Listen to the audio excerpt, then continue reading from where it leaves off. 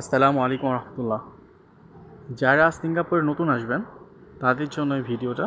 Singapore যারা নতুন আসবেন তাদেরকে 3 দিনের কোয়ারেন্টাইনে থাকতে হবে। অনেক জায়গায় 2 দিন দেয়, 3 দিনই ম্যাক্সিমাম হয়, 2.5 দিন পরে ছেড়ে দেয়।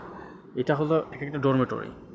এখানে এক এক ব্লকে এক একজন মানে এক এক দেশের লোক থাকে। যেমন আমরা যেখানে আছি এখানে বাংলাদেশি, আমরা আছি 2 নম্বর ব্লকে, 9 নম্বর ব্লকের 2 নম্বর 2 তলার 9 নম্বর রুমে। অ্যাকচুয়ালি ব্লগটা হয় এইরকম, ডরমিটরিটা এরকম হয়। এটা হলো মাঝখানে প্যাসেজ। কমপ্লিট হলে ওকে, ডান, ইউর ডান। আচ্ছা, এখন আমরা রুমে যাচ্ছি। অন্য রুমটা কেমন হয় সেটা দেখানোর জন্য।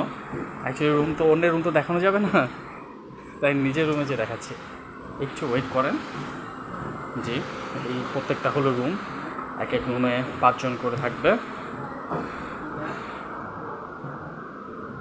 এই যে আমার এক ভাই ভিডিও কলে কথা বলতেছে।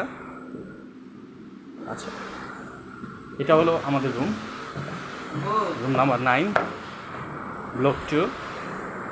ঠিক আছে, এই যে প্রত্যেক বেডের সাথে একটা করে ফ্যান।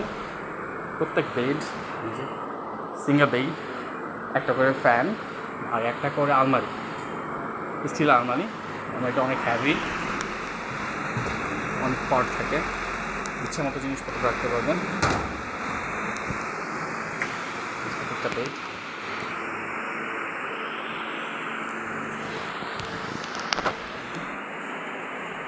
এটা হলো ওয়াশরুম, এটা সিঙ্গেল ওয়াশরুম।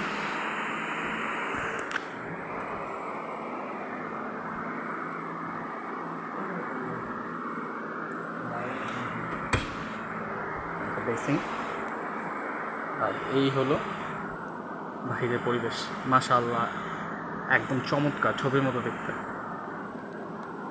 আবহাওয়া খুবই ভালো, দিনে একবার করে বৃষ্টি হয় এবং মাঝে মাঝে প্রচণ্ড তাপ থাকে, আবার মাঝে মাঝে অনেক ঠান্ডা।